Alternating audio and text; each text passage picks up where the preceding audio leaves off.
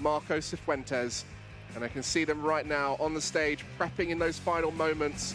This is a huge moment for both these players. A lot of prize money on the line, but it is that world champion title they'll both be thinking about. At this stage, they're settling in to the stage. I think both of them, their first time on the stage at this tournament, looking to try and make history. Both players looking very relaxed, though, as you start to see these players' accomplishments. Marco Cifuentes on the right with the Zoroark archetype. A couple of great regional top 32 placements, a regional top 8, as well as a regional champion in 2024, and tests with a world champion on a near daily basis with his brother Fernando Cifuentes, who shocked the world with Iron Thorns EX last year.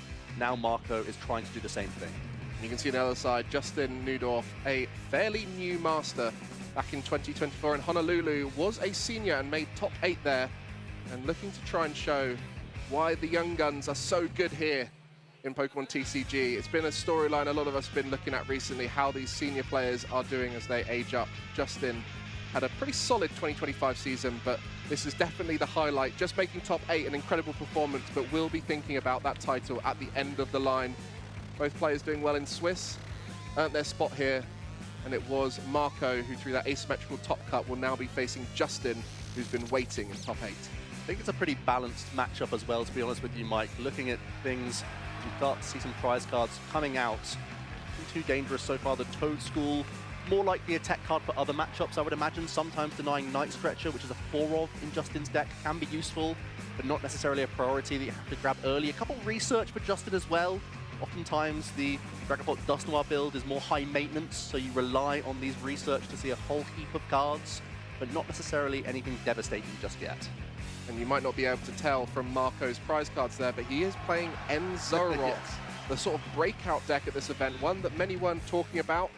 Has been able to have 2 now in top 8, so if either of those win the tournament, it would be a very similar story to last year of an unknown archetype winning, as they're just finalizing our top 8 match here. Marco versus Justin to make it into the semi-finals. And it's going to be Marco kicking us off here with the opening Buddy Poffin, the perfect start. You've already got an Zorua in your active position, and now we can also grab a couple additional basic Pokemon of 70 hit points or less. It's a very simple case with the Zoroark EX deck, where the more of your stage 1 Pokemon you can get into play, the more draw power you have via your trade ability, allowing you to discard 1 card from your hand and draw 2. That's constantly going to be used throughout the game from Marco. It's your main attacker in the deck, but it's also your draw engine. So seeing this early item card is going to really unlock the possibilities on future turns for Marco here. A great start. Well, we just saw in the last top 8 game, Piper very unfortunate with the prize cards. Yes. How important is it, this prize checking moment at the beginning of the game? We see all of our top players being so thorough. How much does that change the game for them? Well, you've got to keep an eye on all sorts of resources. You never really want to be caught short wherever you're using these trading mechanics specifically as well, discarding resources as you go. Your decision has to be as informed as possible to be correct the entire time, naturally. So being able to look through your deck and knowing what you don't have access to or could potentially take from those prizes midway through the game is going to change every one of those micro decisions with your trade. And as we take a moment here to appreciate Marco playing Zoroark, it will be going straight back over to the other side, a deck we are very familiar with and one that has been teched out a lot across the tournament. We've seen many players opting to include things to beat Golden Go, but on this occasion, it seems like Justin has gone fairly vanilla with the list, playing it safe, keeping the counts as high as possible and as consistent as possible. And we see an early Professor's Research, discarding a couple of Dracloak. Normally that looks pretty devastating, but with the quad Night Stretcher, that still could be pretty reasonable. So a good, well, just the 1 Dreepy so far. It's going to be the Itchy Pollen, and hoping that this item lock is going to slow down Marco. And that Grass Weakness on Zorua will mean it's 20 damage from the Itchy Pollen, which could become very relevant later on, as the Zoroark has 280 hit points, which is often quite high for a Dragapult to take out, but every little bit of damage will matter here, especially when you're doubling it up from the Itchy Pollen. Yep, and also the option of those Cursed Blasters as well in the deck. The Arven is going to find a TM Evolution, in addition to an Earthen Vessel, but no energy in the hand. The item lock is making life much more awkward for Marco here. A real opening for Justin, who begins straight away by getting their Drakloak. There's that Night Stretcher you alluded to, a recon directive to kick things off. Ooh, another research. Already plenty of supporters in the hand. Might be beneficial to just take the other option here. One of those moments where you know that Itchy Pollen has worked, so perhaps you're less likely to use the Iono in your hand. You'd rather stick your opponent on this dodgy start. That's why the research is taken here. There's also the option for the Hilda, but it could just be all going to find more basics. That's the one thing we're lacking for Justin right now. Yeah, the debate of energy over getting more Dreepy, both of them key to those early turns. The Hilda, great for the ability to find evolution Pokemon, but research, a lot of resources away there. As you mentioned, 4 Night Stretcher in the deck, so great at returning the energy in Pokemon, but that hand was full of trainer cards that are oh so important. Finally, a Buddy Buddy Boffin comes to the top, and that's exactly what Justin was hoping to find from the Professor's research. We can look to get additional Dreepy down at last. This is a really decent opener, knowing that the Itchy Pollen is still likely to work because Marco is working from top decks. And even just now, appreciate the fact that this is the first deck check, so that research was done without prize checking. A really tough decision in this high-pressure moment. You know, looking to find more Dreepy. Who knows if they're in the deck? You know, that's a tough decision. But you can see there the supporter count is the biggest factor. With a deck that relies on a lot of resources, you want to be seeing as many cards as possible, so researchers and Ionos are key. But as the game goes on, it's sometimes quite nice to be taking those supports off the prize card as you continually play through the game. And the second copy of Duskull also in the prizes, so it will likely just be double Dreepy here. It's a 2-2-1 line of the Dusknoir. But just having access to one of your Curse Blast early on in the game. Justin already taking note of those Night Stretcher, knowing that there are more Drakloak in the discard pile already from early research. We have energy to attach here. It would just be the Neo Up energy. You do always want to upkeep your attachments. This is one of the matchups where Zoroark naturally can't one-hit KO you too easily unless you're attacking into the Zoroark and walking into a powerful Rage attack. So with End Zoroark, there's two main attackers, because they both have great attacks, would be the End's Reshiram, but also the End's Darmanitan, which we have traditionally seen in End Zoroark. But both of our top 8 lists are not playing that End's Darmanitan. Is this something these players will be familiar with going into the top 8, or do you think that's something they're still worried about in the back of their mind? It's got to be something that they're aware of, but at this stage in the tournament, they may have sat next to these players enough times or heard from opponents in those Swiss rounds of what sort of build they're playing. And at the NAIC, there was also a Darmanitan-less build that made all the way to top 8. So I think you can also anticipate that you don't always have to be aware of it. It is just going to be another Itchy Pollen to end the turn here after the commitment of the A-Spec Neo Up Energy to a Dreepy. We're passing back over to Marco. Let's see the top deck. Ooh, just the boss's orders going to be onto that Neo Upper Energy. This could be key here. If there's more resources found, it's not. Just trying to force that Neo Upper Energy as the resource to be discarded on retreat. But this just means more turns available for Justin to try and get ahead. We have a couple recon directive now. Already one Drakloak in the hand. Even just attaching a basic energy to the active Dreepy to retreat into a Budgie would be fantastic here. Also, any access to the Latias EX could be very handy. It would be putting a vulnerable multi-prize Pokemon that's weak to Dark in play. But for the trade-off of keeping your Neo Up energy, that seems like it's a valuable option. Well, we've seen 3 decks just in the top 8 so far. The Dragapult, the End Zoroark, and the Golden Go. All of them have stage 1s with amazing draw potential. How key is it to start those draw engines going like you see here for the Drakloak? Oh, it's everything. This deck really is a high-maintenance deck. You need to constantly have a flow of energy attachments, constantly look towards, well, look at this action happening already. Cursed Blasting into one of the Zorua to unlock your counter catcher, giving Marco the first prize card. You're going to evolve into another Drakloak on the bench, as well as Dragapult EX. And then we're going to fire off an Iono here in the hopes to find, again, a means towards Latias EX or an energy attachment to free up this active. Well, if you get the attack off here, that will take away all of the End Zorua in play. Just an energy required, and this could be the turn. There it is, the energy off the recon directive, a psychic energy down, and you can see the flurry of actions from Justin as he's going to be able to take out all 3 End Zorua on this turn. This is going to be devastating for Marco.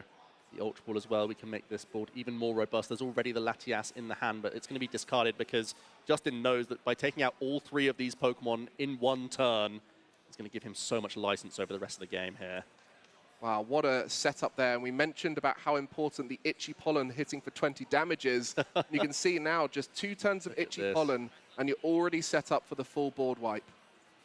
Getting a Dracloak as well, not only taking 3 Pokemon off the board, 3 prize cards, getting you halfway through the game, but also having a draw engine established. This is everything you could ask for as Justin. And you know that there's nothing coming back your way next turn, no matter what. Yeah, the Ends Reshiram, despite being on the board and having an amazing attack, it can only be utilized through copying on the End Zoroark itself. So it will just be sat in the active, unable to do anything. And this is why Dragapult has been such a powerful force across the last year and a half. Such an amazing attacker, taking out both of those bench End Zoroark with the second effect of the Phantom Dive. 200 to the active, 6 damage counters on board, and not even leaving any spare damage counters for potential Monkey Dory. Just a complete 3 prize turn for Justin in exchange for just the Dragapult in the active and the discard of the Neo Upper Energy. This is going to be a tough old comeback for Marco. Yeah, you're telling me, Mike. That is tough. There you go. Professor Tura scenario, the only way to go out on your own terms. Marco is going to give himself 66 minutes to make the comeback in our best of 3 here in the top 8. A phenomenal turn from Justin, completely wiping the board thanks to a Curse Blast counter-catcher combination. Oh, the confidence that must be giving our recently turned master, Justin. Was at the World Championship last year in Honolulu, had a great performance in the senior division, now looking to try and make a statement in their first season of Masters. A Game 1 win in the top 8 here does put them in a commanding position, but you know, that item lock from Budu isn't going to work every single game, as End Zoroark, one of those that has some super consistency with trade. And we'll see in the replay here that if you gain an inch from Budu, Dragapult can take a mile. Just getting those little prods in early. Opened the door for this phenomenal turn. Counter catch up, a couple of damage Zorua, then thrown to the bench. From the draw, we were able to find energy, and it just completely wiped the board clean. And Marco knew that his best chance of success at this stage was to give himself as much time as possible in games 2 and 3, because there really wasn't much in any way of a comeback from that stage. Well, for many people, they won't really know what End Zoroark's game plan is, because you didn't get to see much of it there. The main game plan involves that End Zoroark being able to copy Reshiram, and it's got 2 great attacks, but it is that unusual attack that people won't often see, the Outrage, to be able to get so much damage on board. And I think we'll hopefully get to see that next game, but it looks to be game 2, kicking straight off with a Buddy Buddy Poffin from Justin, who I assume here will be going first. Yeah, he's been forced first in this instance because, as we saw from Marco, one of his few actions in that game number 1 was using Arven for TM Evolution. So we have a look at some of the prize cards here. Justin's doing the same thing with this opening search. A couple of those Buddy Buddy Poffin, not a problem when you have one in your opening hand anyway. A couple of your Dragapult pieces, of course, but fortunately Justin is playing the thickest line that you really expect, a 4-4-3 line, the Dragapult EX. So I think on balance you take these prize cards. They're pretty decent for you, and whenever you go first and see that natural Buddy Buddy Poffin in the hand, you've got to be pretty happy about that. So Justin, just like in game number 1, has to be happy with this opener. I believe he has the other Buddy Buddy Poffin that wasn't prized in the hand, if I got a glimpse correctly here. But yeah, that prize check now. Oh no, there it is in the deck. I must have been mistaken. But you have a great option with 3 Dreepy down. As we mentioned before, the stage 1 of both these archetypes has a great draw engine built in, with the Dracloak with the Recon Directive, allowing you to see so many cards whilst also picking one of them. Look at the top 2 cards and put one of them in your hand, the other on the bottom of your deck. A little bit different for End Zoroark, where it uses trade, where you discard a card to draw 2. So a little bit more thinning involved and a few more cards seen. Yeah, both phenomenal abilities that has got them to this far in the tournament. Top 8 of the Masters division right now is what we're watching. One of these players may end up in our final tomorrow. They've had such a great run throughout the weekend. And we also have a Nest Ball here in addition to the Buddy Buddy Poffin, so we can even find a Duskull here. An excellent turn from Justin. Getting really nicely set up. Marco sat right now with just the Pheasantipity EX in the active position. We noticed that under item lock there was no access in that game number 1 to the Arven combination to get a TM Evolution off. But that's something Marco has to try and hope to get on his turn number 1. Yeah, we see a lot of these archetypes looking to go second out of choice. Right. Why is it so important to force your opponent to go first normally? normally forcing your opponent first just limits their outs to play in the game. A lot of these decks play 12+ supporter cards that can allow them to see more cards or search their deck for specific item cards that can get them into the game. And so many of our best decks in the game right now rely on certain Pokemon that we call engine Pokemon. They allow you to see more cards via the Recon Directive or the trade in this instance, then just allows your deck to flow that much more. Oftentimes these Pokemon are not just going to be drawing cards, but also part of the attack in sort of how you evolve up. And that's the case for the two decks that we're looking at here. So if you can limit your opponent's outs, there's a chance that they just don't get many Pokemon down. Obviously, in this case, Justin has. So they still sort of don't have to worry about that.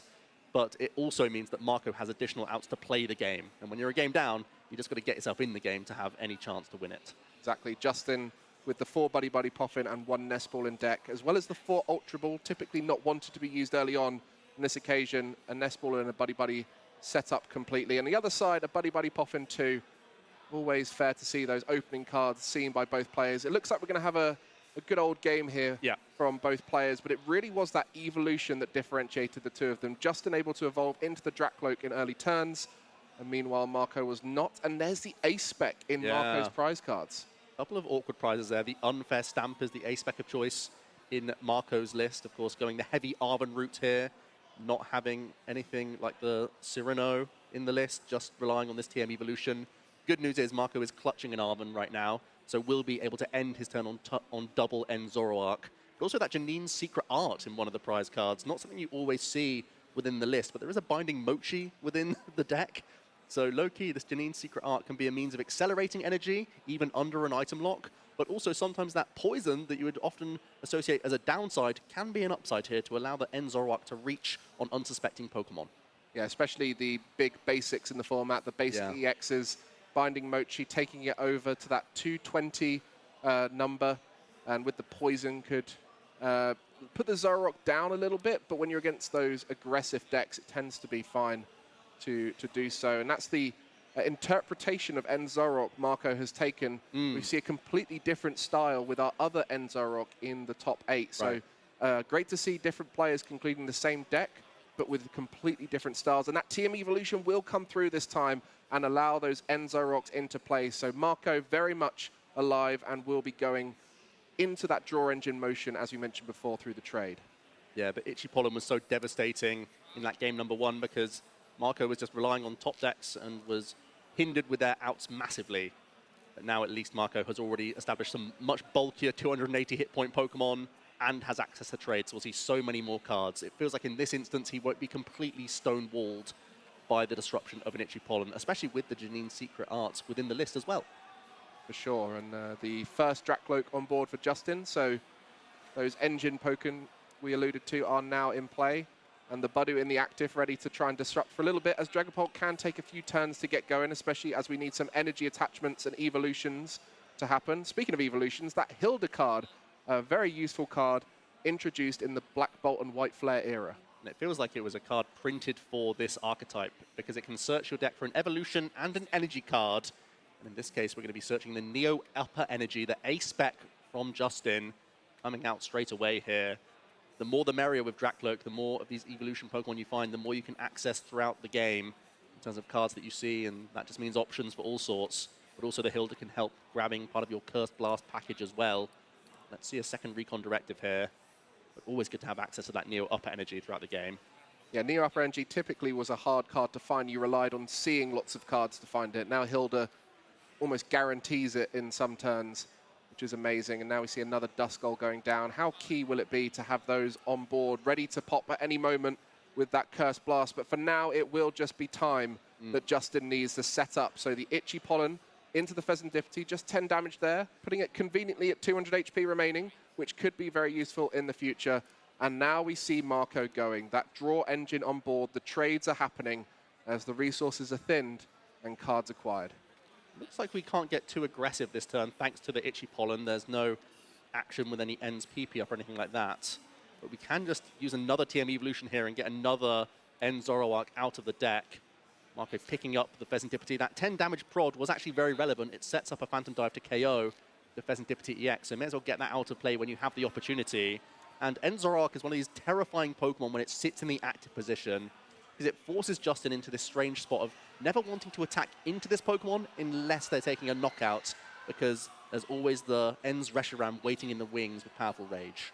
Yeah, we're about to see some high-level decisions that will be hard to follow, so make sure you're looking closely, as these players will have to decide where they put damage and whether they take those knockouts, and especially with the Dusclops and the Dusknoir involved, you're also going to be giving away prize cards. So Justin will have to navigate this one, and also a matchup he might be less familiar with, as it is a less common archetype.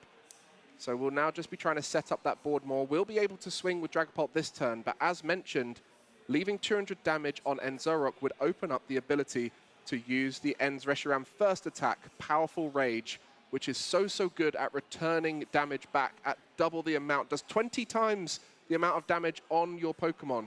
So if you put 200 on it, they can swing back for 400, which is conveniently the perfect amount to take a knockout. That's why we're going slow. We've used Ultra Ball to search out Dusclops. We're holding our actions and using the Itchy Pollen, trying to make it more difficult for Marco to string together any gusting play here on any of these Dracloak on the bench. But there is Boss's Orders in the hand, and there's also Darkness Energy found. So we should have action here from Marco, as long as we have access to one of these Ends Reshiram. That's the only missing piece right now. No, it doesn't look like we have access to a Pokemon, so we're just going to bring up the Dusclops and pass here.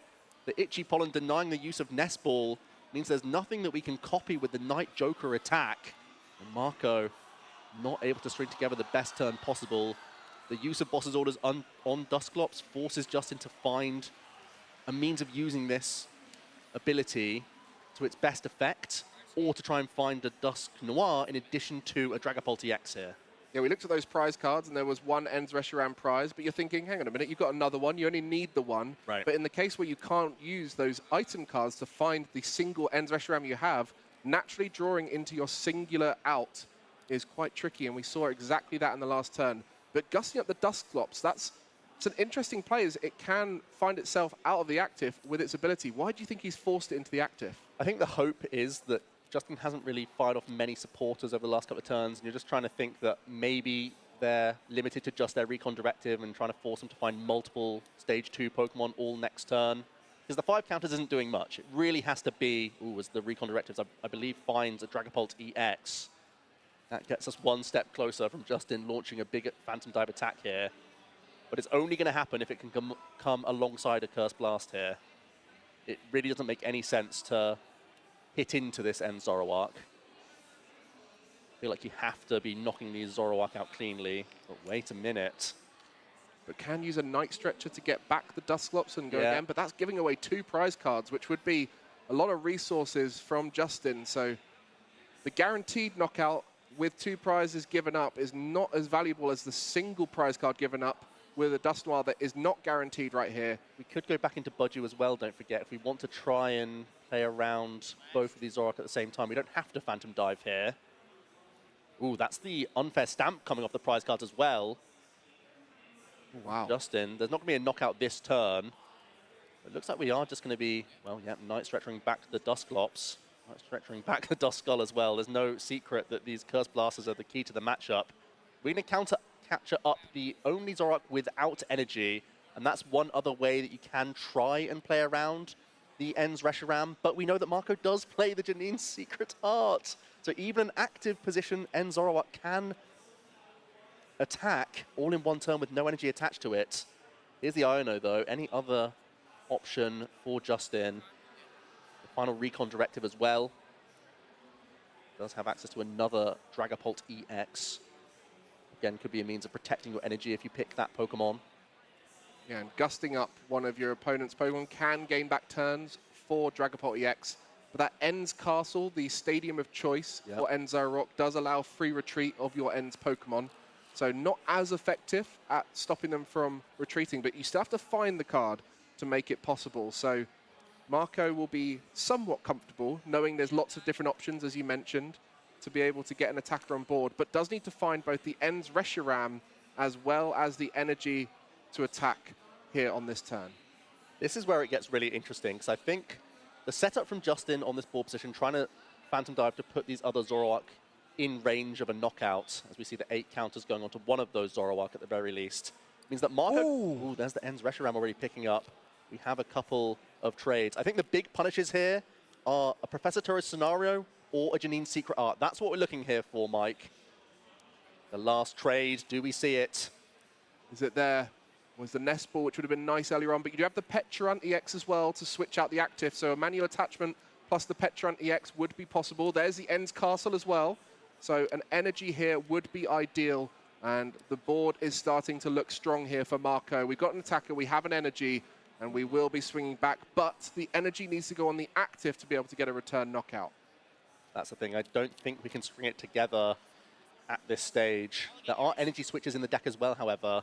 We could attach to the active, play INO, and hope that from our next 5 cards we see it. It would be a big risk, but the payoff would be massive. Attaching to Monkey Dory still gives us some outs. It is going to be an INO here. Marco going to only see 5 cards. Justin has to be sighing relief here that didn't see the Janine or the Professor Torres scenario on this turn. Do we have access to energy switch here from the 5?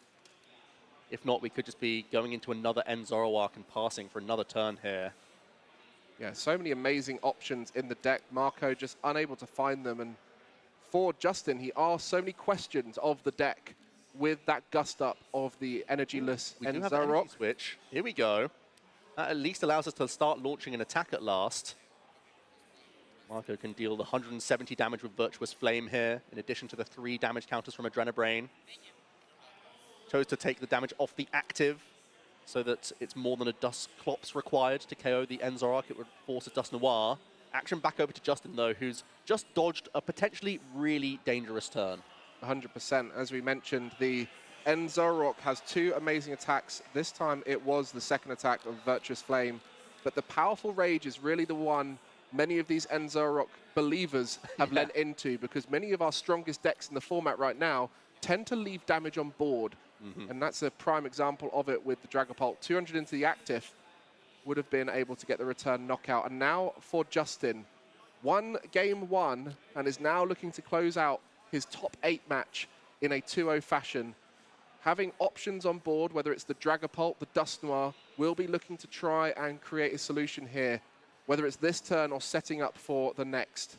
It's really tough for End Zoroark to build up lots of attacks. It's a slower deck. And on this occasion, Dragapult has the options to really get going. There is Boss's Orders currently in the hand. I see a benched End Zoroark with exactly 200 hit points remaining. I also see a Zoroark on the bench with exactly 80 hit points remaining. That could easily be a means of us taking 4 prize cards this turn. There's an Ultra Ball pickup as well. That grants us access to a Dusknoir. That means we could take out the active Pokemon as well without having to use a Boss's Orders. It means it opens up Hilda as a potential option to evolve up into another Dragapult EX here. A few great options for Justin. Now, some easy discards from this Ultra Ball as well. Let me get rid of a Buddy Buddy Poffin in addition to a Dreepy here. I feel like we have to start seeing the Dusknoir come into the mix now. It's important to note no rare candy in Justin's deck, so we'll not be able to suddenly get a Dusknoir out of nowhere. We'll always need to evolve up through the stages of Dusclops, then Dusknoir. Plays those night stretches to be able to keep recycling the Dusclops and keep evolving, but you do have to be aware that sitting Duskull can only do 50 damage on the next turn, and this occasion we'll be going for that Dusknoir, it seems. A tough decision, a lot of pressure on the line. We could still get both. We could Hilda for the Dusclops as well if we would like, or we could Hilda for a Dragapult EX, as long as that's still in the deck, because the deck's already really thin here. Justin, with a couple research and so many recon directive, has been able to filter down pretty quickly through the deck. Just eyeballing it, probably less than 20 cards remain. I think with the... Well, we also see an energy drop onto a Dusknoir. We don't have to use Boss's Orders, but we can also just sit with Dusknoir in play and not even use it. Just set up more damage. Yeah, we're seeing that more and more with the way Dragapult plays. Less explosive turns and more of this posing options on the board. And in this occasion, that End Zoroark with exactly 80 damage on works out the perfect numbers for the Phantom Dive. 200 into the active, and now for those 6 damage counters. Where are they going to go? I feel like that End Zoroark with just 20 damage on seems like a nice target. Puts you into that 200 range, which is exactly what you're trying to do here. You know your opponent has access to Monkey Dory, but you've got to force their attachments in that direction. 2 prizes now for Justin, who picks up a Dragapult as well from the prizes, which is pretty handy. See Marco now beginning to use trade. We did need secret art looking a little bit late to the party. Been fantastic on that previous turn with the heavily damaged Zoroark when it was in the active position. I love that there. Justin just checking what that card was. A card that you do not see that often in our current Alarm format. bells ringing, yeah. Yeah, what else have you got in that deck, Marco, that I don't know about? Another situation where Marco wants to try and use Professor Turo scenario if he can, but with so much damage around the board, it's starting to get risky. If you pick up any Zoroark, there's no guarantee that a Zorua would be safe from this stage. Yeah, and one Professor Turo scenario used at the beginning. If you use the second one, you're then out of options when it comes to recovering damage. The Monkey Dory is a great way to move damage around, but it's only 30, where the Dust Noir and the Dusclops on the other side can bring so much more into play. And with Marco being so far behind on prize cards, Justin has a bit of wiggle room when it comes to using those Dust Noirs. I feel like the Adrenabrain should be off the active position here. Definitely makes the most sense. You can always take a free Budgie whenever you would like, but it's not the situation to do it just yet. It's going to be the Professor Turo scenario. It's actually going to pick up the Monkey Dory here and replay it. Oh, I do like that. Onto Monkey Dory, going down and taking out a Duskull. Taking a prize card as we go. That's really smart there. I love the way the Professor Turo scenario was used to reset that Monkey Dory. You don't see that very often.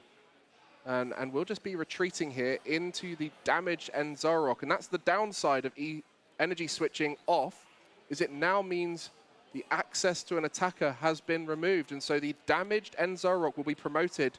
And I'm sure Justin's thinking, hang on a minute, what do you see that I don't? This is scary to be looking down at a board where you feel like you're so far ahead. What's next? It feels unintuitive, but I think what Marco's trying to do is weave in his Blood Moon Ursaluna as his other attacking option later on in the game. If you can maintain this Monkey Dory and keep your Zoroark around, staying on level prize cards or even going behind this turn, that would allow you to weave in a big basic attacking option. It's hard to deal with for a Dragapult, and also you're trying to force them into a situation to use their Curse Blast here. Yeah, that Budu on the bench with just 30 HP would be a target for a Monkey Dory, doing similar to what it did to the Duskull just there, but with just the singular use of Adrenabrain. And now Marco is really thinking about that end game, opening up the Blood Moon Ursaluna, which is the highest damage output at any given moment possible for his deck. But this is so scary with a Dust Noir ready to go and a Dragapult ready to attack and 2 Draklooks on board that could easily evolve and be attackers too. There's a lot of temptation on this board for Justin as well. So many great choices for whether or not to use this Curse Blast. You could take out the Monkey Dory and just go for 1 and still just take out the active because it's heavily damaged.